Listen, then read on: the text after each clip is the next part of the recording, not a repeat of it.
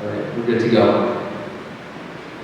How is your dinner with your family at home? Are you in a place where your kids are coming and then they're going off to do their activities? Maybe it's sports, or maybe they don't even make it to supper because there's so many things going on. In our culture today, time is of the essence.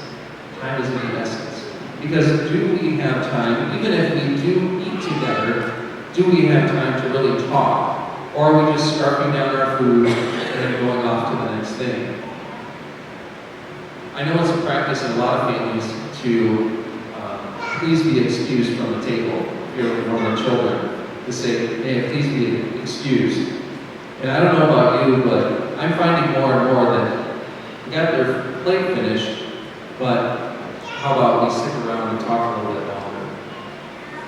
Now the reason I'm telling this is not because of the frustration of being a parent, but because we are all like those children. We are all like those children, and our Heavenly Father is the one who has this banquet for us, this banquet meal. But are we just running to church to get our food and then asking to be excused from being a part of God's kingdom for the rest of the week or the rest of the time that we're together? The man in the story, who is just a random person who's reclining at the table with Jesus, is so excited maybe that he's in the presence of Jesus at this table that he says, "The blessed are those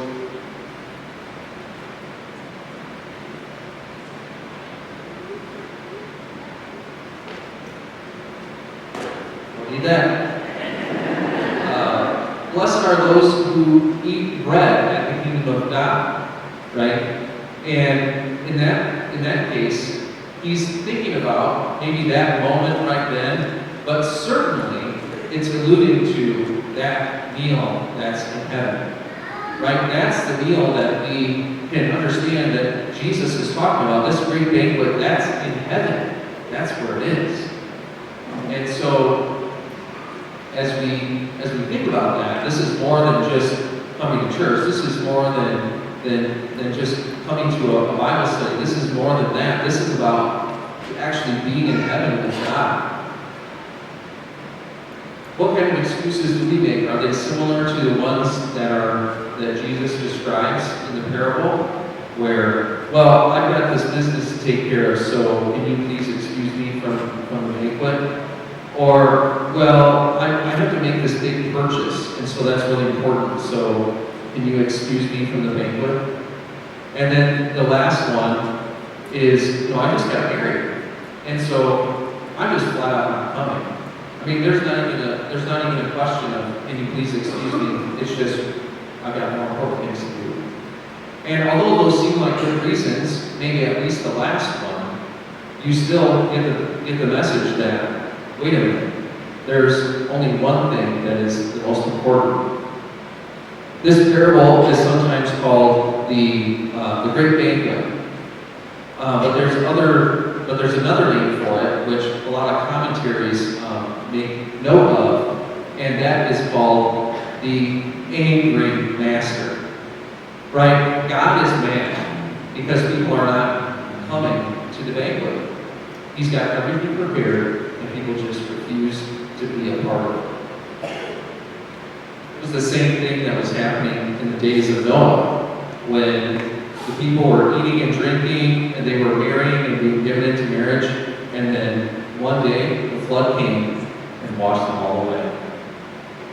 The other scripture that I was going to quote is when Jesus talks about the person of Lot, that I talked about recently in the sermon, but Jesus says that it's going to be just like in the days of Lot, when people specifically were buying and selling and planting and building, and they were doing all these things, but they were not recognizing the timing of God's judgment that was about to come on the city and the world.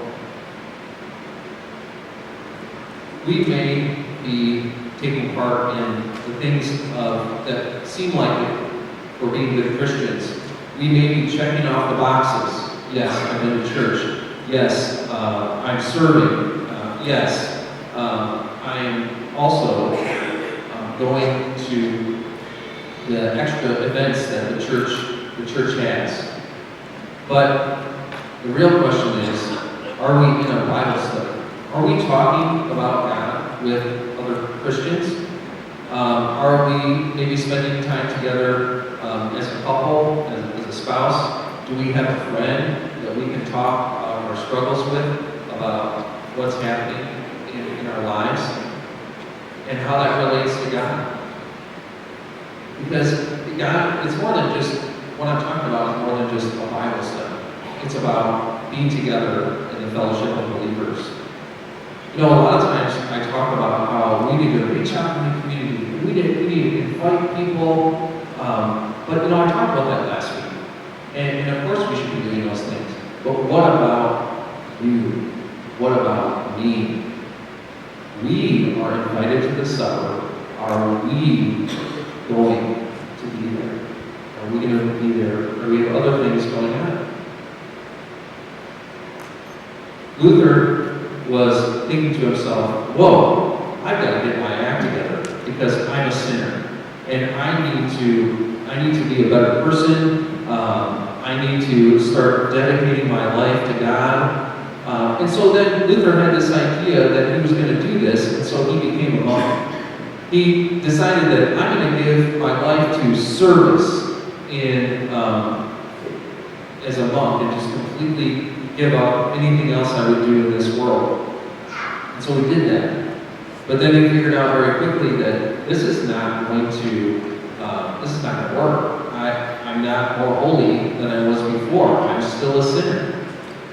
And then the next thing Luther figured out was that money can't buy forgiveness. The indulgences that were being sold at the time, they were giving people the false impression that if they bought that, they're good. And then the last thing that Luther was really the heart of the Reformation was coming to the realization that good works can't be better. You see, all these things are things that we put on the outside and try to check the boxes, but it's not really getting us anywhere. It's the relationship with Jesus that we need. Because God makes it so easy to turn our lives around and be focused on Him. Because He's given Jesus as a sacrifice for the forgiveness of all of our sins. Even the excuses that you make today or this week, God is ready to be there for you. Sometimes we don't focus on God, and we're thinking only of ourselves, and we're thinking only of the things of this world. We can relate to Jesus, or we can relate to God in the fact that we've had celebrations of ourselves. We've had anniversaries, we've had birthdays, we've had even our own weddings. And we've been disappointed when maybe our friends or our family can't come, or maybe they give excuses to us. But God is even looking outside Himself. He's not just worried about how great He is, that other people will come and celebrate how great He is. He's inviting us because you and me are the sinners. We are the ones that He is welcoming into His kingdom.